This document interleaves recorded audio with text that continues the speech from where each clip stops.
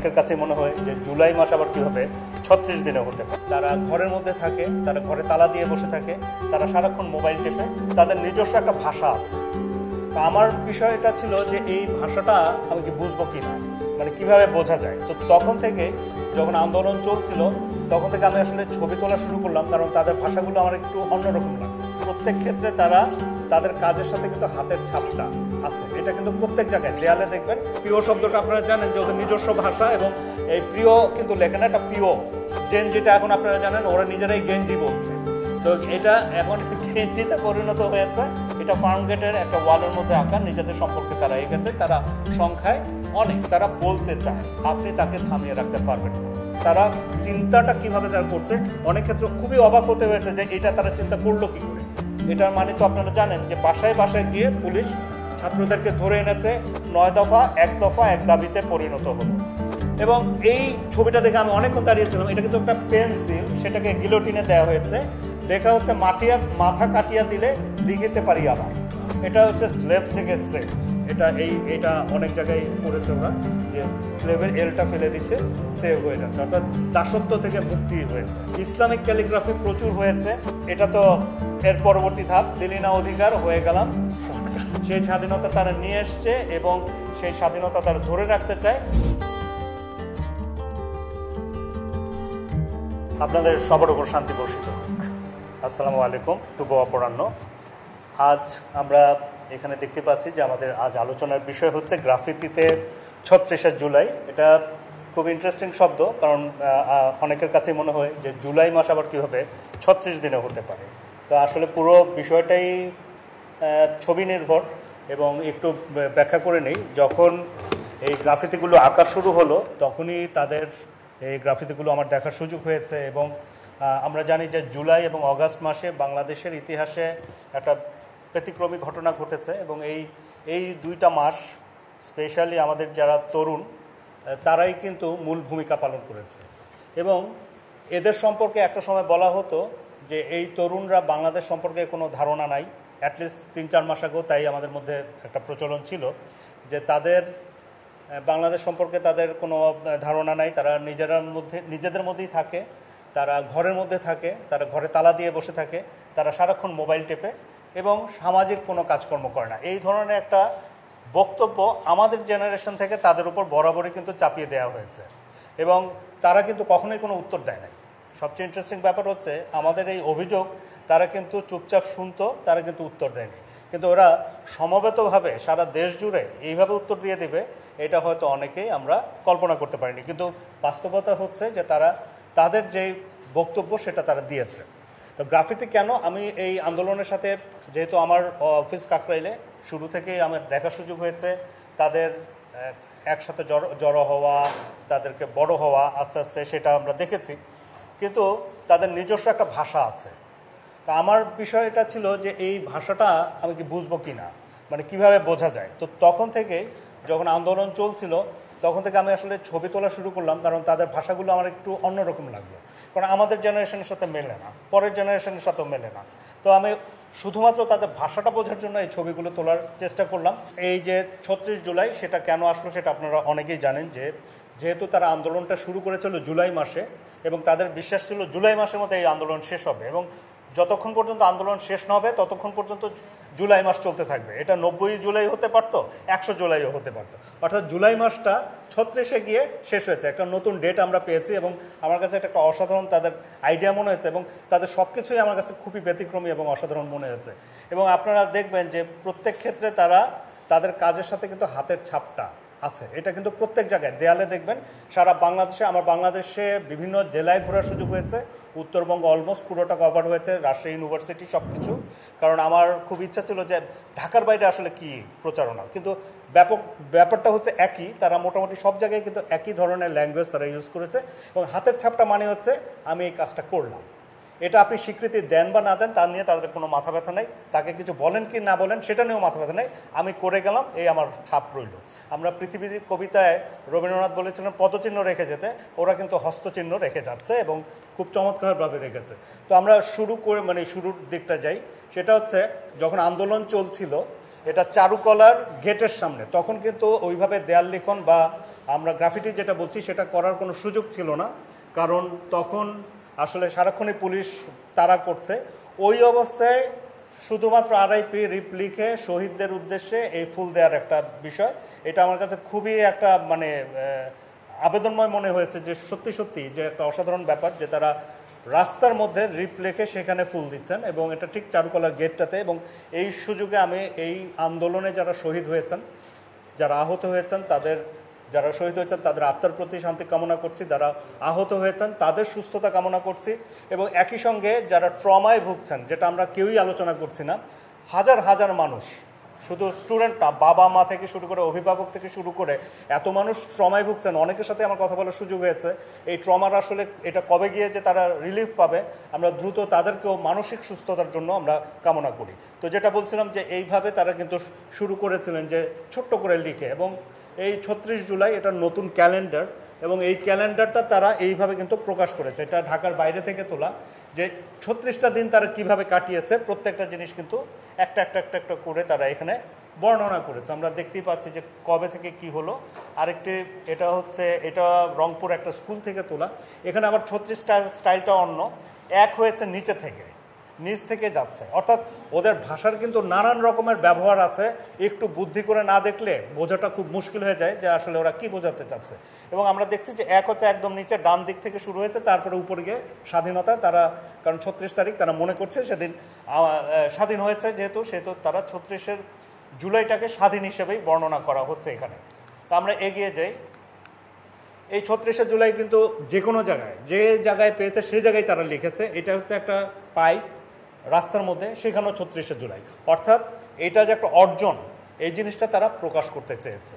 এই প্রকাশটা তারা নানানভাবেই করেছে, এবং আমরা দেখতে পারি এখানে রিক্সার মধ্যে দেখেন যে সেখানেও কিন্তু তারা লিখেছে। অর্থাৎ সেই সময় ওয়ালে যখন লেখা যাচ্ছিল না, তখন যা সামনে পেয়েছে সেটাতেই যেটুকু কলম কালি ছিল সেটা দিয়ে লিখেছে, যেমন বাংলাদেশ সবার, স্বৈরাচার চলবে না।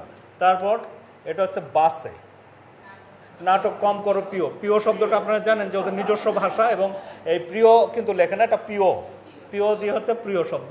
তো এটা তারা লিখেছে, এবং এই তরুণরা তারা কি করেছে, দিন নাই রাত নাই নিজের অর্থ ব্যয়ে তারা কিন্তু নিজস্ব সময় নিয়ে এই কাজগুলো করে গেছে। তা আমরা দেখি, আমি এক জায়গায় এক শিল্পীদের কিছু সামগ্রী তোলার চেষ্টা করেছিলাম যে এইরকম তারা নানান কিছু ব্যবহার করছে। অনেকের কাছে কিন্তু অত দামি কালিও ছিল না, কিছুই ছিল না, এবং যা ছিল বাসায় সেটা নিয়েই তারা কিন্তু রং শুরু করে দিয়েছে, এবং অনেক কিছু কিন্তু বৃষ্টিতেও নষ্ট হয়ে গেছে। অনেকে আবার পোস্টার লাগিয়েছে, কিন্তু তা নিয়েও তাদের কিন্তু কোনো মাথা ব্যথা নেই, তারা তাদের কাজটা করে গেছে। তো আমরা এগিয়ে যাই। তো আমরা কেন আসলে এই তরুণদের ব্যাপারে আমার আগ্রহটা হলো, এটা গত বছরের প্রথম আলো, এবং আমরা যাদেরকে জেন জি বলছি, জেনারেশন জেড বলছি, তাদের সংখ্যাই এখন প্রায় ৫.৫ কোটি। অর্থাৎ বাংলাদেশ নিয়ে আপনি যদি কিছু করতে চান, বাংলাদেশ নিয়ে যদি আপনি গবেষণা করতে চান, আপনি যদি কোনো সোশ্যাল ওয়ার্ক করতে চান, যে কোনো কাজ করতে চান, এই সংখ্যাটাকে বাদ দিয়ে আপনি কিছুই করতে পারবেন না। বাংলাদেশে 1/3 এখন হচ্ছে জেনজি, আর তারও এই উপরে যারা মিলেনিয়ার আছে তারও আছে। অর্থাৎ একটা ইয়াং গ্রুপ আমাদের দেশে এবং আছে, এবং কর্মক্ষম জনসংখ্যাই হচ্ছে 10,50,00,000। অর্থাৎ একটা দেশে 10 কোটি মানুষ হচ্ছে কর্মক্ষম। সে দেশকে আসলে কোনো অবস্থাতে থামিয়ে রাখা যাবে না, এই দেশ উন্নত হবেই। কিন্তু মুশকিল হচ্ছে যে আমাদের সাথে এই জেনজি বা এই জেনারেশনকে আমরা বুঝতে পারি না, তাদের ভাষাটা বুঝতে পারি না, আমরা তাদের উপর বিরক্ত হয়ে যাই। কিন্তু আপনি যদি তাদের ভাষা না বোঝেন তাহলে কিন্তু তাদেরকে নিয়ে আপনি কাজ করতে পারবেন না, এবং 1/3 জনসংখ্যাকে বাদ দিয়ে আপনি কিছুই করতে পারবেন না, তাদেরকে আপনার মাথায় রাখতেই হবে। তো আমরা এগিয়ে যাই। এই যেটা বলছিলাম যে তাদের হাতের ছাপটা তারা সব কিছুতেই রাখবে। আপনারা সবগুলো ছবিতেই দেখবেন যিনি আঁকছেন তিনি শেষে একটা হাতের ছাপ দিয়ে দিচ্ছেন। অথবা এটা আপনি স্বীকৃতি দিলেন কি দিলেন না সেটা নিয়ে তার মাথা ব্যথা নাই, কিন্তু সে যে করে গেল সেই জিনিসটা সে বোঝাতে চায়। অর্থাৎ তাকে আপনার জায়গাটা করে দিতে হবে, সেটা সে বুঝিয়ে দিচ্ছে, আমার জায়গা আমি করে নিতে পারি। আমরা এগিয়ে যাই। ৩৬ জুলাইয়ের কথা আমরা বলছিলাম যে ৩৬ জুলাই এটা সব জায়গায় তারা জেনজি দিয়েছে, এবং জেনজি সম্পর্কে তাদের কি, তারা সব জায়গায় জেনজিটা ইউজ করেছে। তারা রাঙা প্রভাত, আমরা এনেছি রাঙা প্রভাত, আমরা জেনজি, এইটা তারা প্রকাশ করতে চায়। এই দেয়াল লেখনগুলো আমি বলছি যে আসলে অলমোস্ট বাংলাদেশের বিভিন্ন জেলায় আমার ঘোরার সুযোগ হয়েছে, হাজার হাজার ছবি ইনফ্যাক্ট তোলা হয়েছে, হাজার। তো ওখান থেকে অল্প কয়েকটা ছবি বাছাই করাটাই খুব কঠিন ছিল। জাস্ট বোঝানোর জন্য এই কয়েকটা ছবি এখানে আমি দিচ্ছি। এখানে আপনারা দেখছেন যে সব কিছুতেই তারা কিন্তু জেনজি, এবং তাদের নিজেদের সম্পর্কে তারা বলছে রক্ত গরম মাথা ঠান্ডা, মানে মাথাটা যদি ঠান্ডা থাকে, রক্ত যদি গরম থাকে, তাহলে যে কোনো জিনিস অর্জন করা সম্ভব। এটা হচ্ছে তাদের একটা নিজস্ব বৈশিষ্ট্য সম্পর্কে নিজেরাই জানিয়ে দিচ্ছে, আপনারা আর খুঁজে নিতে হচ্ছে না, তাদের রক্ত গরম মাথা ঠান্ডা আছে।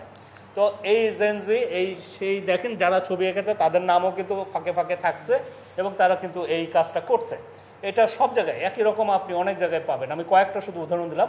এবং জেনজি সম্পর্কে নিজেদের সম্পর্কে তারা বলছে, this G is my generation stands for zero chance of defeat, অর্থাৎ আমরা হারতে জানি না, আমরা যেটা ধরি সেটা আমরা অর্জন করি। এটা তাদের নিজেদের সম্পর্কে নিজেদের ঘোষণা। তো আমরা এগিয়ে যাই, কারণ কি আমরা সব পারি। আমরা জেনজিটা এখন আপনারা জানেন ওরা নিজেরাই গেঞ্জি বলছে, তো এটা এখন গেঞ্জিতে পরিণত হয়েছে। তো এই গেঞ্জি ওরা নিজেদের এখন গেঞ্জির জায়গায় গেঞ্জিও বলছে। তো এটা সংক্ষেপে তারা নিজেদেরকে গেঞ্জি ঘোষণা দিচ্ছে। তো এই গেঞ্জি সংখ্যা কিন্তু অনেক, যেটা আমরা বলছিলাম যে তারা কিন্তু বারবার বলছিল যে আসছে ফাগুনে আমরা দ্বিগুণ হব। এখন এইখানে আবার কেটে তারা করেছে 10 গুণ হবে, এবং পরে আবার কি বলছে, ফাগুনে দ্বিগুণ হতে চেয়েছি, বর্ষায় শতগুণ হয়ে গিয়েছে।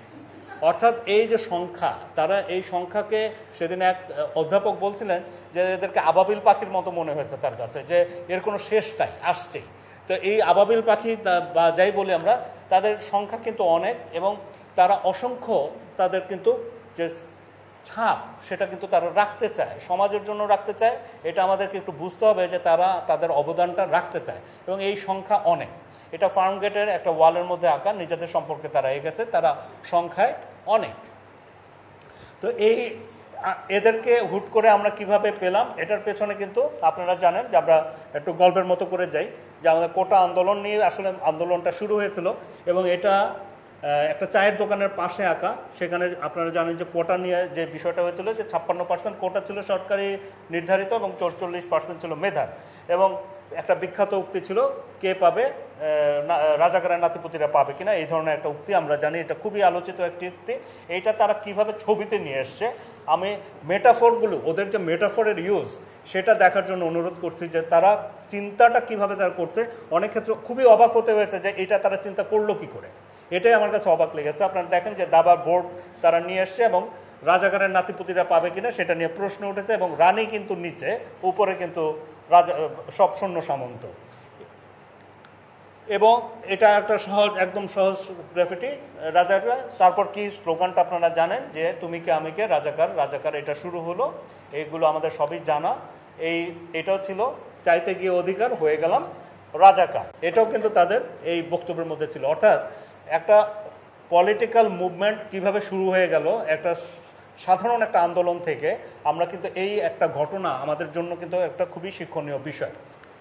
এটা পুরোটা যদি আমরা দেখি, যে তুমি কে আমি কে, রাজাকার রাজাকার, কে বলেছে স্বৈরাচার স্বৈরাচার, এটা হচ্ছে পরবর্তী আমরা যে স্লোগানটা পেয়েছি সেটা। তো তারা কি হলো, যখন এটা হলো, তখন সরকার বা তখনকার কর্তৃপক্ষ সব কিছুই বন্ধ করার একটা প্রবণতা যখন শুরু হলো, সব কিছুকে দমিয়ে দেওয়ার যখন প্রবণতা শুরু হলো, তখন তারা কিন্তু হোক প্রতিবাদ এই জিনিসটা ওরা চালু করে দিল, এবং সব কিছুই চুপ থাকতে বলা হলো, কোনো কিছুই কথা বলা যাবে না। এবং কথা বলার বড় উপায় কি, ইন্টারনেটটাও বন্ধ করে দেওয়া হলো, এবং বলা হলো কি স্যাটেলাইটে পানি ঢুকে গেছে, মানে তারা এটা লিখেছে। এবং আপনারা এই রকম ছবি অসংখ্য জায়গায় পাবেন, যে ইন্টারনেট বন্ধ হওয়ার ফলে কি হয়েছে, যেহেতু তারা মূলত ইন্টারনেট নির্ভর, তাদের মূল যোগাযোগটা ইন্টারনেট নির্ভর, তারা কিন্তু মনে করেছিল যে সব কিছুই বন্ধ হয়ে যাবে। কিন্তু বিস্ময়করভাবে তারা কিন্তু বন্ধ হয় নাই, বরং তারা ইন্টারনেট ছাড়াই কিন্তু যোগাযোগটা শুরু করে দিয়েছে। এটাও কিন্তু একটা ইন্টারেস্টিং ব্যাপার, যে এই ছেলেমেয়েরা ইন্টারনেট ছাড়াও চলতে পারে এবং তারা যোগাযোগ করতে পারে, এটা কিন্তু অনেকেরই চিন্তার মধ্যে ছিল না। আরেকটা বড় চিন্তা ছিল না যে প্রাইভেট ইউনিভার্সিটির স্টুডেন্টরা আন্দোলনে আসতে পারে, এটা কারো ধারণার মধ্যেই ছিল না। কিন্তু 17 জন অন্তত কমপক্ষে আমার জানার মধ্যে শহীদ হয়েছে প্রাইভেট ইউনিভার্সিটি থেকে।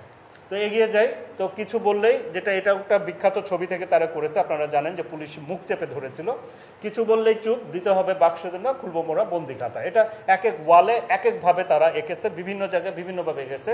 অর্থাৎ তাদেরকে যে বন্দি করে রাখা যাবে না, এই জিনিসটা কিন্তু তারা এইভাবেই প্রকাশ করেছে। তো এইটাই আরেক জায়গায়, যে একসাথে হচ্ছে পাওয়ার, আরেক সাথে হচ্ছে কাইন্ডনেসের বিষয়টা আমরা আসছি কিছুক্ষণ পরে।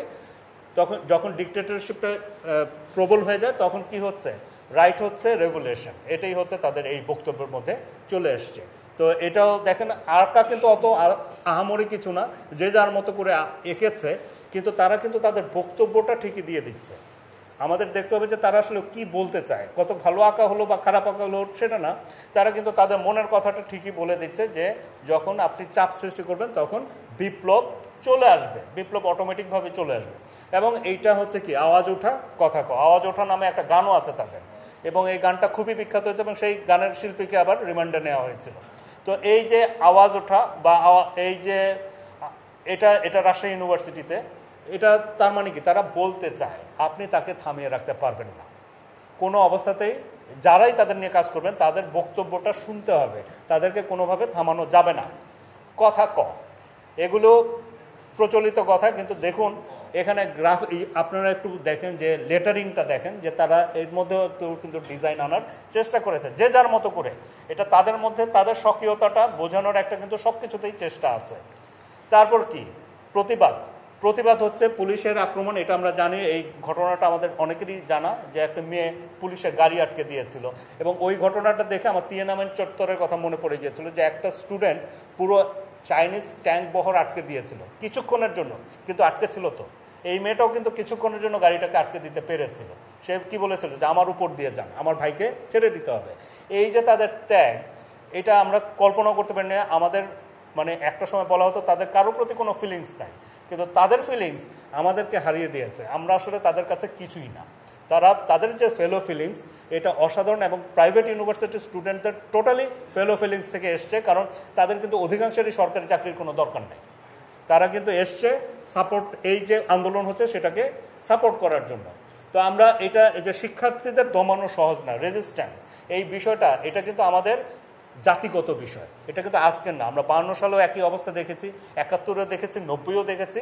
যখনই কোনো বাধা আসে তখন সেটা কিন্তু প্রতিবাদ করার আমাদের একটা বড় আমাদের শক্তি কাজ করে। তো সেটা কিন্তু এই বাচ্চারা এবার দেখিয়েছে। ওই মামা না প্লিজ, এটা কিন্তু একটা খুবই মনে হয় যে একটা মজার বিষয়, আসলে কিন্তু তা না। পুলিশ গুলি করছে, পুলিশকে তারা কিন্তু মামা হিসেবে বলছে। ওই মামা না প্লিজ, এটা মনে হচ্ছে খুবই নর্মাল কথা, খুবই হাস্যকর কথা, আসলে সে বলছে তুমি আমাকে গুলি করো না। এখন তার ভাষাটা কিন্তু আপনার বুঝতে হবে। এটা যত জায়গায় এটা দেখবেন তার মানে হচ্ছে পুলিশ যেন গুলি না করে সেজন্য তারা এই কথাটা লিখছে, ওই মামা না প্লিজ। এটা বিড়াল থাকছে কোথাও একটা, কোথাও দুইটা, কিন্তু এই হচ্ছে বক্তব্য যে গুলি করা যাবে না। কিন্তু আমাদের কাছে মনে হচ্ছে এটা একটা ফানি বিষয়, অর্থাৎ এই জেনারেশন ফানের মধ্য দিয়েও কিন্তু সিরিয়াস বিষয় বলে ফেলে। আমাদের মাথায় রাখতে হবে ওদের ফানের মধ্যেও কিন্তু ওরা সিরিয়াস বিষয় বলে দিচ্ছে।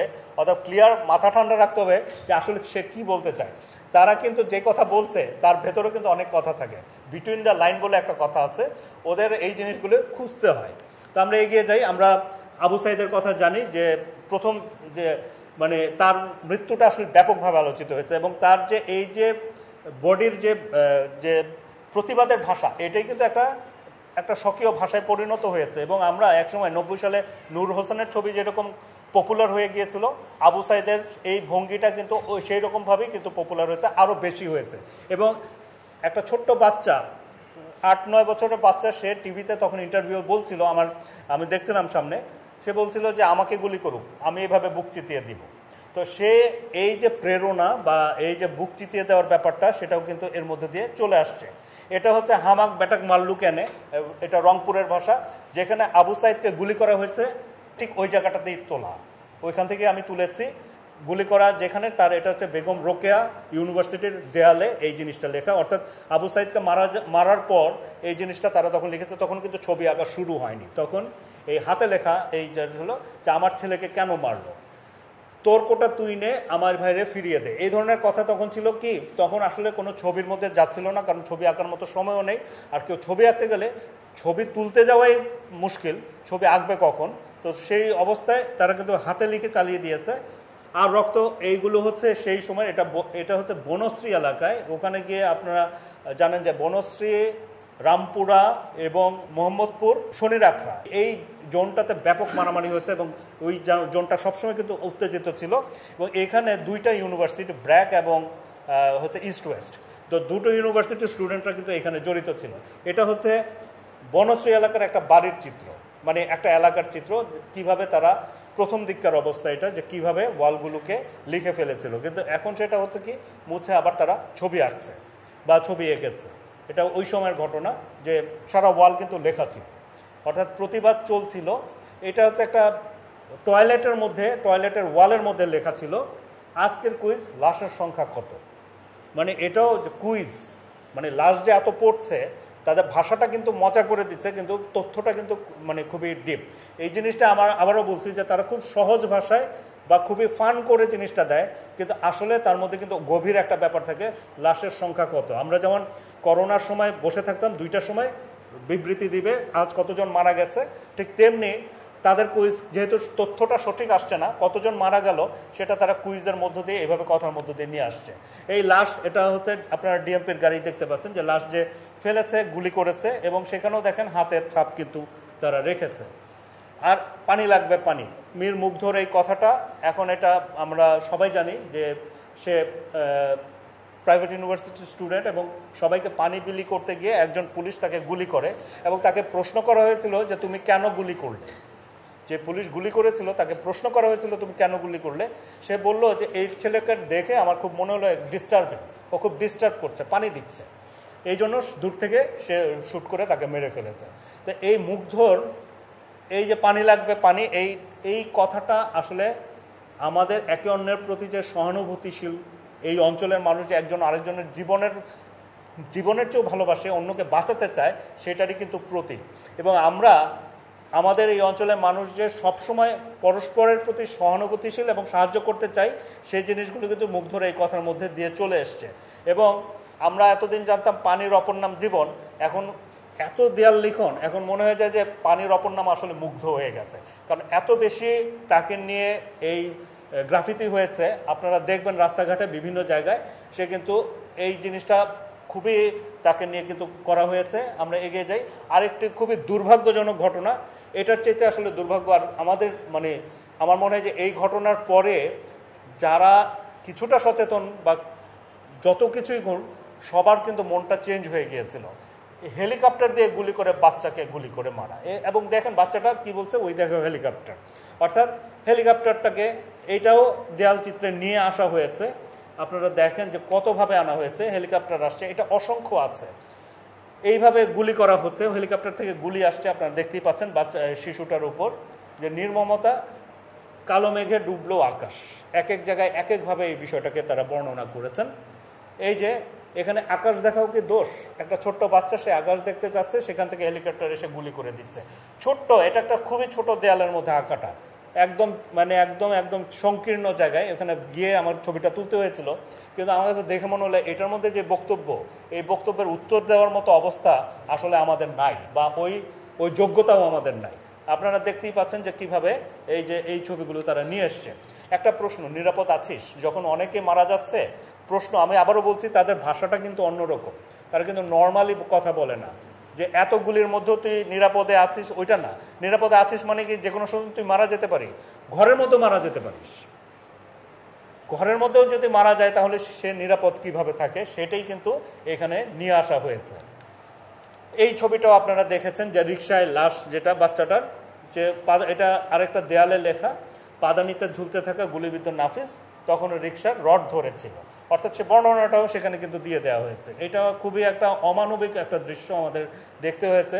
আমাদের 71 সালে রিকশার মধ্যে মৃত লাশ আমরা দেখে অভ্যস্ত, কিন্তু বহু বছর পরে মনে হয় একই দৃশ্যের আবার রিপিট হতে হলো। তো এই যে অন্যায়, এই যে বারবার হামলা, এর বিরুদ্ধে কিন্তু তারা আস্তে আস্তে কি হলো, প্রথম দিকে সবসময় তারা মার খেয়েছে, মেনে নিয়েছে, কিন্তু আস্তে আস্তে রেজিস্ট্যান্স, যেটা আমরা বলছিলাম প্রতিরোধ, সেটা এই যে ছিঁড়ে যাবে অন্যায়, রক্তাক্ত বাংলাদেশ, অন্যায় ছিঁড়ে যাবে, সেটার শুরু হয়ে গেল। ঠক ঠক বাসায় ছাত্র আছে, এটার মানে তো আপনারা জানেন যে বাসায় বাসায় গিয়ে পুলিশ ছাত্রদেরকে ধরে এনেছে, ডিওএইচএসে ছাত্রদেরকে গুলি করা হয়েছে, সেই ভিডিও কিন্তু আছে, যে বাসা থেকে বের করে তাদেরকে গুলি করা হচ্ছে। তো এই ঠক ঠক বাসায় ছাত্র আছে, এটা একটা চায়ের দোকানের পিছনে ছোট্ট একটা ওয়ালের মধ্যে লিখে রেখেছে, কিন্তু একটা কথা দিয়ে কিন্তু অনেক কিছুই বুঝিয়ে দেওয়া হচ্ছে যে আসলে কিভাবে তাদের উপর নির্যাতনটা চালানো হয়েছে। আমার একটা ছোট বোন আছে, একটা বাচ্চাকে ধরে নিয়ে যাওয়া হয়েছিল, সে বলছিল আমাকে ছেড়ে দেন, আমার একটা ছোট বোন আছে, তাকে ছাড়া হয় নাই। কিন্তু ওই কথাটা তারা কিন্তু আবার বিভিন্ন জায়গায় নিয়ে এসছে, অর্থাৎ তারা কিন্তু ভুলে না, তারা কিন্তু একটা কথা বলছে সবসময় যে আমরা কিন্তু ভুলি না কিছু। তো সত্যি সত্যি এই যে একটা বিষয় এইখানে কিন্তু এটা নিয়ে এসছে। আর এটা খুবই একটা বিখ্যাত ওদের উক্তি বা মিছিলের স্লোগান, দিনা নাটক রাতে আটক। এইটা বাংলাদেশের বিভিন্ন জায়গায় এঁকেছে তারা, যে দিনে একরকম কথা বলছে, রাতে গিয়ে সবাইকে আটক করা হচ্ছে।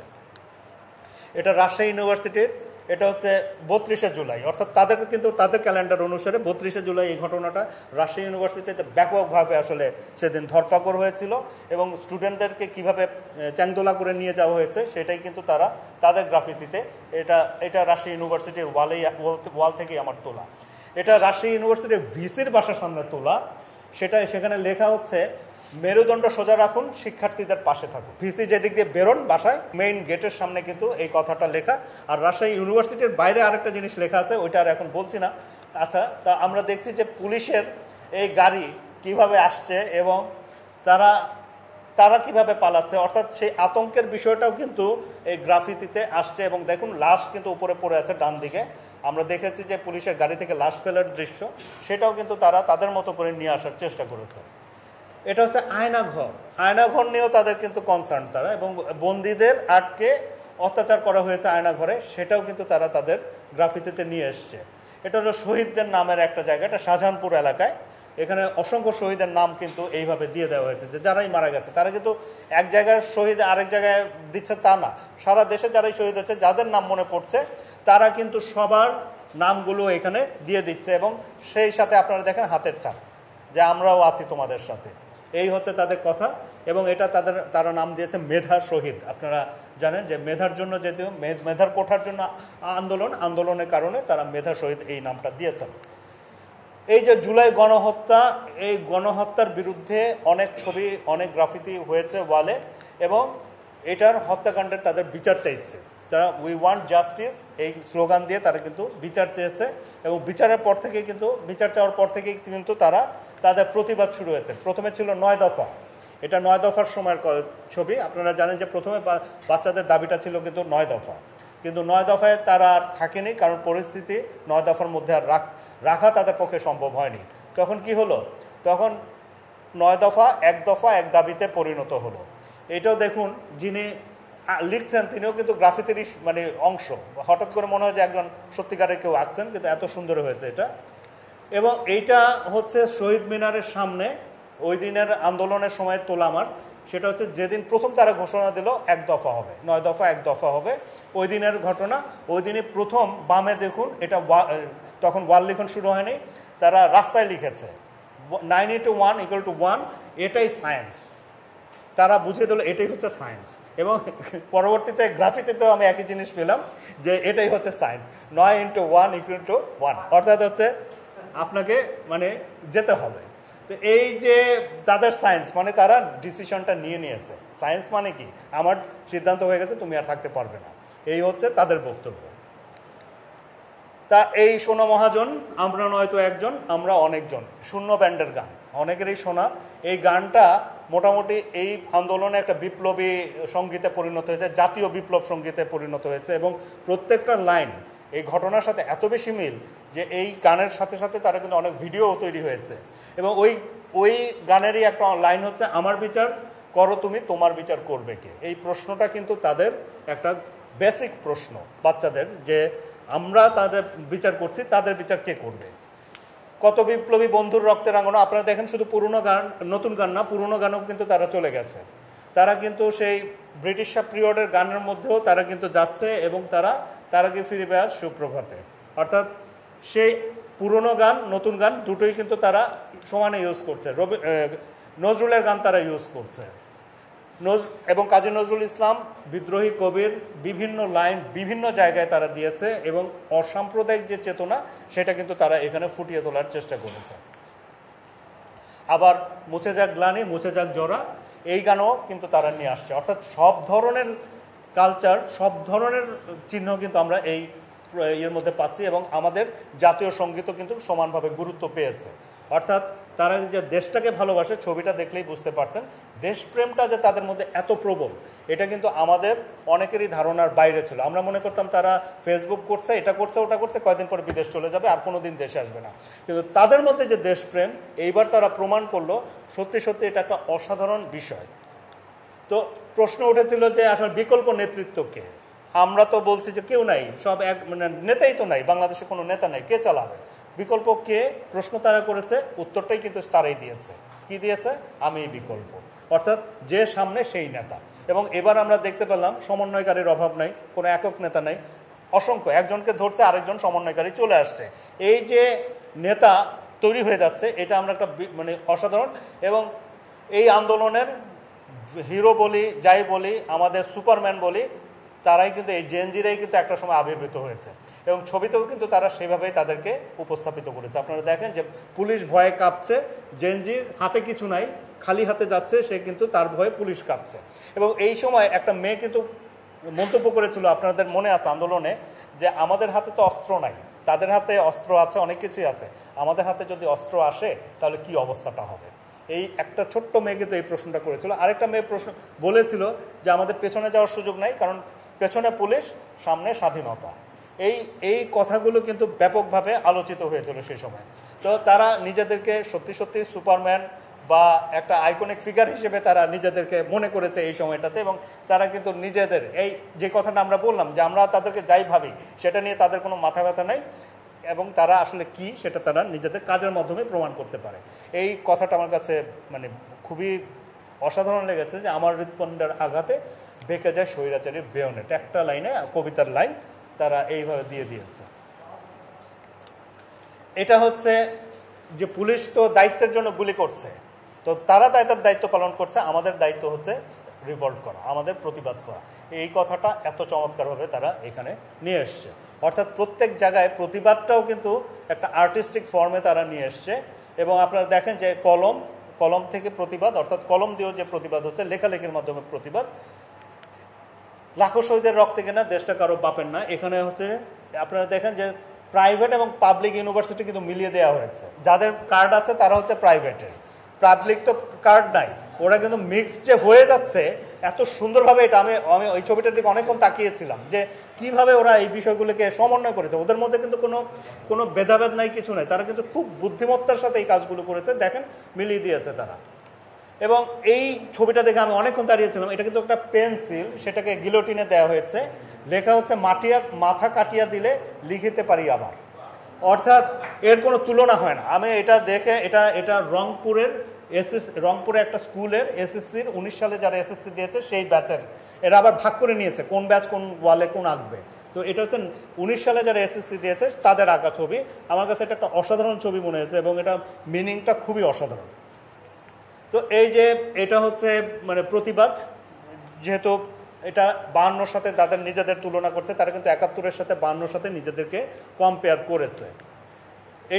এটাও একটা বিখ্যাত ডায়লগ, যে কারোর বাপের প্রয়োজনে এখানে এসে নেই। অর্থাৎ সিভিল সোসাইটি যে স্টুডেন্টদের সাথে মিলে গেল, এই ডায়লগটা কিন্তু তাদের সেই প্রতিনিধিত্ব করেছে। আমরা হারবো না, এখানে মেট্রো রেলের দেখানো হচ্ছে, বিভিন্ন জিনিস দেখানো হচ্ছে, যে কোনো অবস্থাতেই হারবো না। এখানে দেখুন যে হেলমেট বাহিনী বা পুলিশের কিন্তু ওই যে সুতা দিয়ে টানা হচ্ছে, অর্থাৎ কেউ একজন তাদেরকে সুতা দিয়ে নাড়াচ্ছে, কিন্তু তারা প্রতিবাদ তাদের আছে। এবং তাদের একজন সুপারম্যান কিন্তু থাকে, হয় সেটা স্পাইডারম্যান হতে পারে, সে সুপারম্যান হতে পারে, ব্যাটম্যান হতে পারে, কেউ একজন আছে। আপনি দেখেন ফ্ল্যাগের উপরে কিন্তু একজন আছে। এইরকম নানান জায়গায় তারা কিন্তু এই চিহ্নগুলো দিয়েছে। এবং বিটিভির সংবাদ, স্পেশালি এটা বাতাবি নেবু সংবাদ বলেছিল, এবং এইটাকে বিটিভিটাকে দেখেন এইভাবে সংবাদ হিসেবে তারা কিন্তু তারা লিখেছে। এবং বিটিভি এই দুর্নামটা আজ পর্যন্ত কাটাতে পারলো না, যুগ যুগ ধরে একই দুর্নাম সে বহন করে যাচ্ছে। এটা আরও বিখ্যাত, আপনারা জানেন যখন এই ট্রেনে আগুন লাগলো বা বিটিভিতে হামলা হলো, তখন প্রধান করে নাটক কম করে প্রিয়, এটা আবার তামাশা হিসেবে তারা আবার দেখিয়েছে অনেক জায়গায়। তো এইটা কিন্তু খুবই কমন একটা ডায়লগ বা বিখ্যাত ডায়লগ।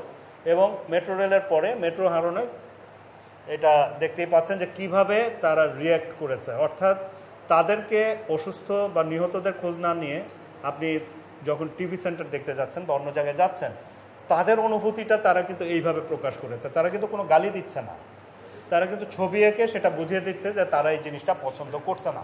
তাদের ফিলিংসটা কিন্তু আমাদের বুঝতে হবে। এটা খুবই একটা রাস্তার মধ্যে একটা কারেন্টের যে ইয়ে থাকে, বক্স থাকে, সেই বক্সের পেছনে আঁকা, একেবারে দেখাই যায় না। সেখানে লিখে দিয়েছে যে রানী আসলে সৈন্যের দাবা খেলায় সৈন্যের সম্পর্কে কোনো ধারণাই করতে পারেনি, তাকে সে বুঝতেই পারেনি, সেটাই তারা বোঝাচ্ছে এত সুন্দরভাবে। এটা হচ্ছে তারা স্বাধীন বাংলা বেতার কেন্দ্র। স্বাধীন বাংলা বেতার কেন্দ্র তো তাদের ছিল না, ফেসবুককেই তারা নাম দিয়েছে স্বাধীন বাংলা বেতার কেন্দ্র। তারা ফেসবুকের মাধ্যমে তাদের স্বাধীন বাংলা বেতার কেন্দ্র চালিয়েছে। এবং কিছু মানুষ আছে তখনও কিছুর মধ্যে নাই, আমরা সব ভাই নিরপেক্ষ, তুলসী পাতা ওদেরকে পরে বলছে যে তোমরা হচ্ছে ধোয়া তুলসী পাতা, আর কিছু বিষয় হজম করতে হয় না, অর্থাৎ সব কিছু হজম করা যায় না, সেটা তারা প্রতিবাদী হিসেবে। এবং জেনজি ওখানে লেখা, এটা বোধহয় আমাদের জন্য লিখেছে, বাম পাশেরটা আমাদের জেনারেশনের জন্য, যে তোমরা তো সব কিছুতেই ধোয়া তুলসী পাতা সাজতে চাও, এই জন্য তোমরা এদিকে থাকো, আমরা আছি ওই দিকে।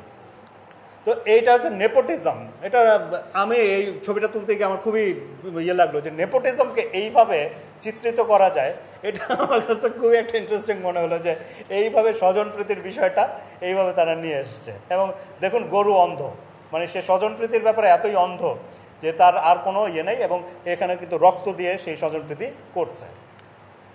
এটাও একটা চমৎকার কথা, তুমিও মানুষ আমিও মানুষ, তফাৎ শুধু শির দ্বারায়। এটা হচ্ছে তাদের বক্তব্য যখন চরম আন্দোলন চলছে, যে শির দ্বারাটা সোজা রাখাটা খুব জরুরি। আমরা এগিয়ে যাই, দেশে দেশে পরে সারা বুক টান করে দাঁড়া, অর্থাৎ নিজে তারা যে প্রতিবাদের যে বিষয়টা সেটা কিন্তু এই ছবির মধ্যে দিয়ে চলে এসছে। এটা হচ্ছে বেগম রোকেয়া ইউনিভার্সিটিতে, যেখানে আবু সাইদকে মারা হয়েছে, সেখানকার একটা ওয়ালের লেখা, কয়টা লাশ গুনে রেখো। তারপর হচ্ছে এটা কিন্তু পরবর্তীতে হিসেবের মধ্যে থাকবে, উপরে হচ্ছে দাবায় রাখতে পারবে না। অর্থাৎ তারা বিখ্যাত সমস্ত উক্তি কিন্তু ব্যবহার করেছে, এমন না কোনো দলীয় উক্তি করেছে, যেটা যেখানে প্রয়োজন মনে করেছে তারা কিন্তু সেটাই কিন্তু ব্যবহার করেছে।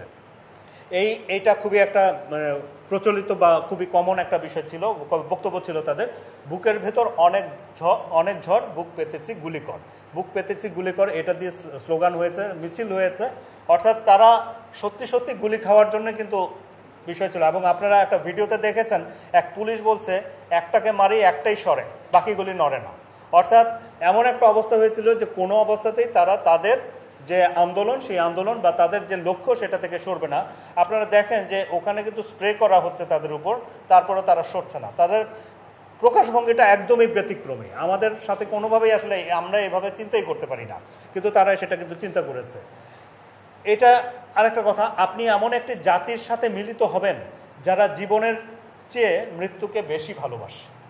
নিজেদের সম্পর্কে তারা ঘোষণা দিচ্ছে, মৃত্যু যখন যে চেয়ে নেয় তাকে কিন্তু দমানো যায় না।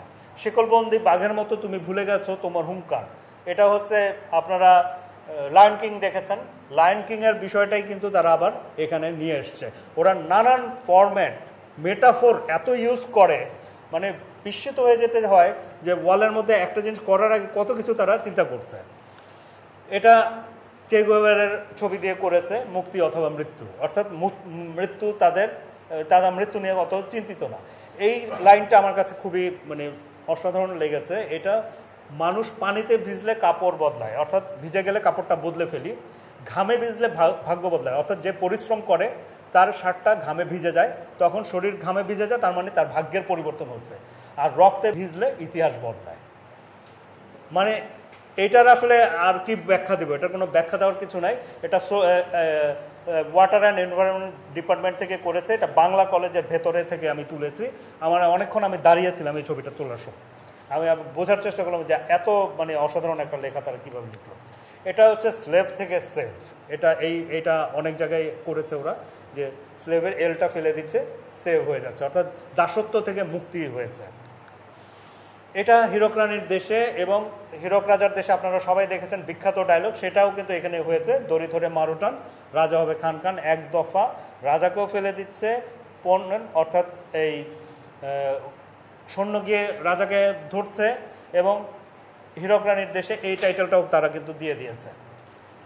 তারা যেটা সবসময় প্রকাশ করতে চাচ্ছে যে রঙে, রক্তও না, রঙে, আমার রঙে স্বাধীনতা হয়েছে, অর্থাৎ এই স্বাধীনতাতে তারা নানানভাবে অর্জন করেছে।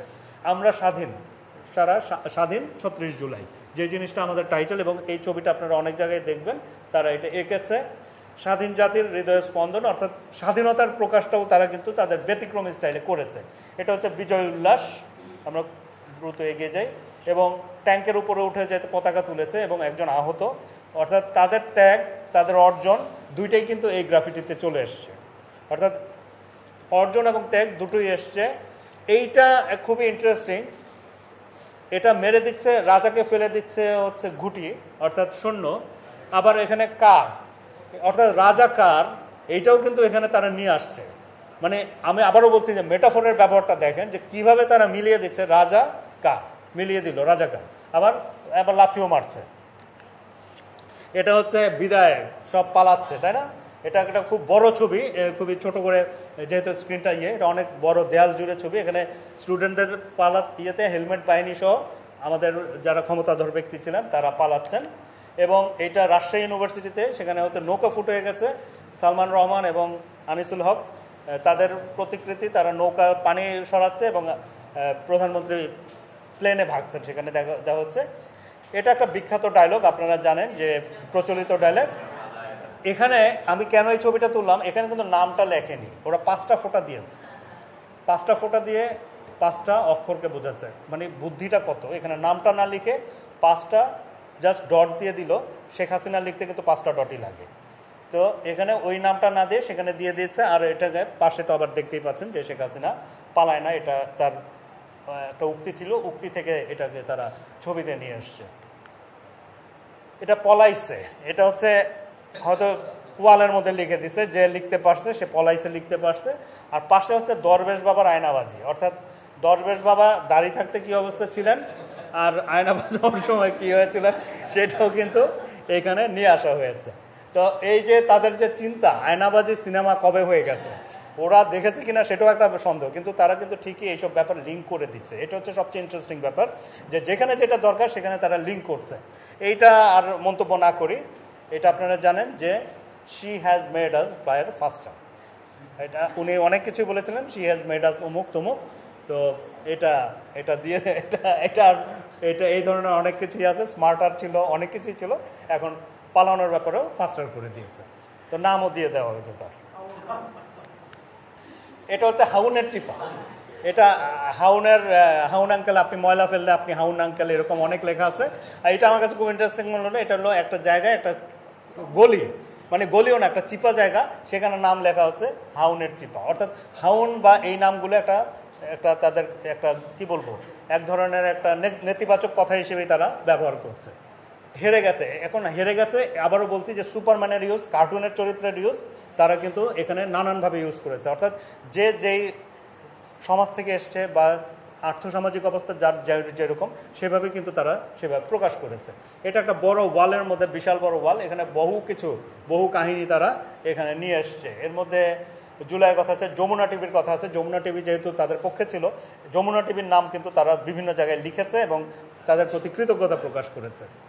এটা হচ্ছে জুলাই, যেটা হচ্ছে আর্মির বা বুটের জায়গায় তারা কিন্তু বাংলাদেশের পতাকা বসিয়ে দিচ্ছে। স্বাধীনতা এনেছি, স্বাধীনতার পরবর্তী ধাপ আমরা খুব সংক্ষেপে শেষ করি, যে সংস্কারও তারা আনতে চায়, এবং সংস্কার আনার জন্য কি করতে হবে, এখানেও আবার সেই স্পাইডারম্যান সেখানে আসছে যে দায়িত্বর কথা, অর্থাৎ আমরা স্বাধীনতা এনেছি, এখন দায়িত্ব আমাদের। এখানেও কিন্তু স্পাইডারম্যান একটা প্রতীকী, যে আমরা একটা বিশাল জয় করে এনেছি, একটা আমাদের অতি মানবীয় ক্ষমতা, সেটারই প্রতীক হিসেবে কিন্তু স্পাইডারম্যান এখানে চলে এসছে। নতুন আশা তৈরি হয়েছে, এটা আমরা অনেক জায়গায় দেখতে পারি। এই দেয়ালের স্বাধীনতার সূর্যোদয়, এটা অনেক জায়গায় আমরা দেখেছি, এই দেয়ালটা এটা বিভিন্ন জায়গায় করা হয়েছে। এটা হচ্ছে দিনাজপুর মহিলা কলেজের ওয়ালে আঁকা। 52 দেখেছি, 52 দেখিনি, 71 দেখিনি, 24 দেখেছি। এটাও তাদের কিন্তু একটা কমন কথা, যে এই আন্দোলনগুলো তারা মিস করেছে, কিন্তু তারা কিন্তু সেটাকে লিঙ্ক করে দিচ্ছে, অর্থাৎ ইতিহাস সচেতনতা, তারা কিন্তু সচেতন, তারা কিন্তু সব কিছু জানে, আর এখন কিন্তু গুগল করে অনেক কিছু জেনে যায় যেটা আমরাও জানি না। এটা তো এর পরবর্তী ধাপ, দিলি না অধিকার, হয়ে গেলাম সরকার। এটা তো খুবই, এটা তাদের একটা উত্তর। আমরা যেটা বলছিলাম, তারা কিন্তু প্রশ্নের উত্তর দেয় না, কিছু দেয় নাই, তারা লিখে দিচ্ছে দিলি না অধিকার, হয়ে গেলাম সরকার। এবং আরেকটা জিনিস সুন্দর করে লিখে দিচ্ছে, সাদা কালোর তফাৎ বুঝি। মেটাফোরটা দেখেন, কালার কম্বিনেশন দেখেন, যে একটা ছোট্ট ওয়ালে সাধারণ জিনিস সাদা আর কালো ওয়াল দিয়ে মানে লেখা দিয়ে তারা কিন্তু বুঝিয়ে দিচ্ছে যে তারা আসলে তাদেরকে ইগনোর করার কোনো সুযোগ নাই। এটা হচ্ছে ডক্টর ইউনূসকে পোকে দিচ্ছে, ওরা যাকে ভালোবাসে তারা আবার পোক করে। তো এটা ডক্টর ইউনূসের ছবি দেখতেই পাচ্ছেন। এই যে বাংলাদেশ, এই ছবিটা আমার কাছে খুবই বিস্মিত আমি হয়েছি যে বাংলাদেশ এইভাবে লেখা যায়, এটা আমার চিন্তার বাইরে ছিল। যে ম্যাপ দিয়ে দেখুন এই যে বাংলাদেশ এবং নিচে কি লেখা, যার ধর্ম যার যার দেশ সবার, এটা হচ্ছে বেসিক কথা। এই কথাটা কিন্তু তারা সব জায়গায় ছিটছে। এবং পাতা ছেঁড়া নিষেধ, সব ধর্মের মানুষকে নিয়ে একটা গাছ, এখান থেকে কোনো পাতাই কিন্তু ছেঁড়া যাবে না, এটা তারা বলতে চাচ্ছে। অসাম্প্রদায়িক চেতনাটা এটা কিন্তু তারা লালন করে। এখানেও কিন্তু হিন্দু মুসলিমের যে ঐক্যের বিষয় সেটা তারা চলে এসছে, জাতি ধর্ম ভেদে নয়, আমরা সবাই বাঙালি, এটাও ঐক্যের ব্যাপারটাই কিন্তু বারবার নানানভাবে যে যেইভাবে পারে সেভাবেই তারা কিন্তু প্রকাশ করছে। ইসলামিক ক্যালিগ্রাফি প্রচুর হয়েছে যারা বিভিন্ন জায়গায়, এবং আমি শুনেছি কাঁচপুরেরটা এখন আমার দেখা হয়নি, ওটা সবচেয়ে বড় নাকি করেছে। তো ওরা কিন্তু ইসলামিক ক্যালিগ্রাফিও করেছে, এটা আমরা বিভিন্ন ওয়ালে এরকম পেয়েছি। সমতল থেকে পাহাড়, এবার স্বাধীনতা সবার, অর্থাৎ পাহাড়ি এবং সাধারণ মানুষের যে সমান অধিকার, এই জিনিসটা তারা তাদের বক্তব্যে নিয়ে আসছে। কল্পনা চাকমার কথা বিস্ময়করভাবে বিভিন্ন জায়গায় সারা দেশ জুড়ে কল্পনা চাকমার কথা বলা হয়েছে, এবং তার যে অধিকারের বিষয় কল্পনা চাকমা যে বারবার ফিরে আসে এই কথাটা কিন্তু তারা বারবার বলছে। অর্থাৎ তারা যে জানে না তা না, কল্পনা চাকমা কবে নিখোঁজ হয়েছেন সেটার কথা তুলেও কিন্তু তারা নিয়ে আসেন। আমি খুবই সংক্ষেপে কয়েকটা জিনিস দেখাই, এতে করে ওদের সোশ্যাল যে ইনভলভমেন্ট সেটা আপনারা বুঝতে পারবেন। এটা হচ্ছে সত্যেরই জয় হয়, এটা হচ্ছে অথর্ববেদ থেকে তারা কিন্তু কোট করেছে। অর্থাৎ তারা যে পড়ে না সেটাও আপনি বলতে পারবেন না, তারা কিন্তু প্রচুর পড়াশোনা করে, তারা কিন্তু সব ধর্মের ব্যাপারে জানে। এটা হচ্ছে আপনারা জানেন দ্রৌপদীর যে পোশাক সেটা কিন্তু দুঃশাসনই কেড়ে নিয়েছিল, তো সেটাকে কি সুন্দরভাবে তারা নিচ্ছে, দুঃশাসনকে উপড়ে ফেলুক আজকের দ্রৌপদীরা। অর্থাৎ এটা হচ্ছে লালমনিরহাটের এটা। তো আমরা যেটা বলছি যে অসাম্প্রদায়িক যে চেতনা সেটাও কিন্তু তাদের এই বক্তব্যের মধ্যে দিয়ে ফিরে আসে, এবং এটা আমার কাছে খুবই একটা অসাধারণ গ্রাফিটি মনে হয়েছে। দেখুন এটা কিন্তু বই টয়ে বা কোথাও তো এইভাবে থাকে না, কিন্তু তারা চিন্তা করে কিন্তু এটা এঁকেছে। এটা হচ্ছে ব্রাহ্মণ চণ্ডাল চামার মুচি এক জলে হয় গো সবার সব হয় গো সূচি, অর্থাৎ লালন ফকিরের কথাও কিন্তু এখানে আসছে। অর্থাৎ সব ধরনের চিন্তা, বহুমুখী চিন্তা কিন্তু এই দেয়াল লিখনগুলিতে চলে এসছে। তারপর আবার ফেলানিকে কবে মানে মারা হয়েছিল, কিন্তু তারা দেখুন এই ছবিটার কথা ভুলে নাই, তারা কিন্তু নিয়ে আসছে বাংলা ঝুলছে কাঁটাতার তারে বিবেক কই বন্ধু। অর্থাৎ এই যে সীমান্তে হত্যা সেটার বিরুদ্ধেও কিন্তু তাদের বক্তব্যটা তারা বুঝিয়ে দিচ্ছে। বন্যার সময় যত বিপদ তত ঐক্য, অর্থাৎ বন্যার সময় একতাটা যে থাকে আমাদের সবার মধ্যে, বিপদ আসলে আমাদের একতা বেড়ে যায়, সেটা কিন্তু তারা এখানে বোঝাচ্ছে। এটা হচ্ছে দুদকের ওয়ালে আঁকা, দুর্নীতিবাজদের পরিণতি এটা দুদকের ওয়ালের মধ্যে এঁকে রেখেছে যে কিভাবে এটা দুর্নীতিবাজদের পরিণতি হবে আগুনের মধ্যে। আর এইটা আমার একটু রূপক ছবি মনে হয়েছে যে দেশে সংস্কার চলছে, সংস্কার চলবে, অর্থাৎ এখানেও এই বাড়িতেও সংস্কার চলছিল, দেয়াল লিখনটার মধ্যে এই জিনিসটাই কিন্তু নিয়ে আসছে। এটা আমার কাছে একটা খুব মানে মনে হলো যে ঠিক আছে, মিলে গেল দুটো। তো চাই বিবেকের সংস্কার, অর্থাৎ শুধু দেশের সংস্কার না, নিজের বিবেকটাও কিন্তু পরিষ্কার করতে হবে। এবং এখানে রাজনৈতিক আলাপ জরুরি, এতদিন ছিল নিষিদ্ধ, এখন রাজনৈতিক আলাপ করতেও তারা আগ্রহী, সেই জিনিসটা কিন্তু সেখানে বোঝানো হচ্ছে। সবার আগে দেশ চলো গড়ি বাংলাদেশ, এই ধরনের কথা অনেক পাবেন। এবং বাংলাদেশকে মুছে রক্ত মোছা হচ্ছে, তারা এইটা বোঝাচ্ছে, অর্থাৎ বাংলাদেশকে সংস্কার করতে চাচ্ছে, নতুন একটা বাংলাদেশকে তারা চাচ্ছে। এইটা রাজশাহীর একটা দেয়াল থেকে আমি তুলেছি। একজন রিক্সা চালকের সন্তানও প্রধানমন্ত্রী হওয়ার স্বপ্ন দেখে। এইটার মধ্যে আসলে যে সমতা, মানুষের অধিকারের যে বিষয়টা, সেই জিনিসটা কিন্তু একটা গ্রাফিটিতে কিন্তু তারা বুঝিয়ে দিয়েছে যে একজন রিক্সা চালক, এবং এই রিক্সা চালকের এই ছবিটাও বিখ্যাত, আপনারা জানেন যে স্যালুট দিচ্ছে, তো সেইটার সাথে মিলিয়ে তারা কিন্তু এই জিনিসটা করেছে। নিরাপদ সড়ক চাইয়ের আন্দোলন তারা করছে, শহরকে পরিষ্কার রাখার কথা বলছে, দুর্নীতির বিরুদ্ধে বলছে। এবং কি বলছে আপনারা জানেন, এই সময় সবচেয়ে আলোচিত ডায়লগগুলির একটা, মুরব্বি উহু উহু। তো এটা হচ্ছে মুরব্বি ঘুষ খায় না। আমি আবারও বলছি, তারা কিন্তু হাস্যকর জিনিস দিয়ে, হাস্যকর কথা দিয়ে সিরিয়াস জিনিস বোঝাচ্ছে। তার ডিএনএতে কি আছে, আমরা বলতাম তাদের দেশপ্রেম নেই, কিন্তু ডিএনএ এইভাবে যে ডিএনএ আঁকা যায় আঙুলের ছাপ দিয়ে, সেটা দেখুন এখানে যে আমার ডিএনএতে বাংলাদেশের পতাকাটা তারা কিন্তু নিয়ে এসছে, অর্থাৎ তারা বাংলাদেশকে কিভাবে হৃদয়ে ধারণ করে। জেনজি চলছে, কি হচ্ছে, কামিং জেন আলফা। এখন জেনজি নিয়েই আপনারা পারেন না, আলফা আসতেছে, এখন এদেরকে কিভাবে সামলাবেন আগেই কিন্তু হুমকি দিয়ে দিচ্ছে, বা আগে আমাদের সতর্ক করে দিচ্ছে যে আসছে তারা, যে আলফা আসছে। তো এইটা আমার আলোচনা একদম শেষ করে, এটা হচ্ছে বাসাবো এলাকার একটা দেয়ালে তোলা, স্বাধীনতা এনেছি এবার আনি সভ্যতা। এটা অনেক জায়গায় লেখা দেখবেন, খুব সুন্দর করে লেখা দেখবেন, কিন্তু নিচে দেখেন একটা ছোট্ট বাচ্চা আছে, এখানে বালির মধ্য দিয়ে সে কিন্তু ঘর তৈরি করছে। এই কারণে আমার কাছে এই ছবিটা একটু অন্যরকম মনে হলো, সে কিন্তু তার সভ্যতা তৈরির কাজটা শুরু করে দিয়েছে, অর্থাৎ আলফা জেনারেশন তাদের কাজ শুরু করে দিয়েছে।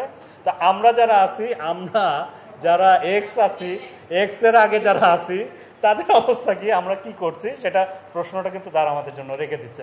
আমাদের স্বাধীনতা 2.0 এটা তারা প্রকাশ করতে চাচ্ছে যে এটা একটা অসাধারণ স্বাধীনতা, সেই স্বাধীনতা তারা নিয়ে এসছে এবং সেই স্বাধীনতা তারা ধরে রাখতে চায়, নতুন বাংলাদেশ গড়তে চায়, এবং সেখানে তারা ভালো মানুষ ভালো দেশ স্বর্গভূমি বাংলাদেশ চাচ্ছে। আমরা অতি ক্ষুদ্র, কিন্তু ক্ষুদ্রের মধ্যেই সমুদ্র, অর্থাৎ নিজেদের সম্পর্কে তারা বলে দিচ্ছে যে আসলে কি চায়, বাংলাদেশকে তারা কিভাবে চায়, এবং সব কিছু মিলে বাংলাদেশকে আসলে পৃথিবীর মানচিত্রে তারা একটা বড় জায়গায় দেখতে চায়। এই হচ্ছে তাদের যে বক্তব্য। আমরা নিঃসন্দেহে তাদের এই বক্তব্য বা তাদের যে আবেগটাকে আমরা শ্রদ্ধা করি, এবং আমরাও চাই তাদের সাথে আমরা যেন দেশ গড়ার কাজে আত্মনিয়োগ করতে পারি। আপনাদের সবাইকে অনেক ধন্যবাদ।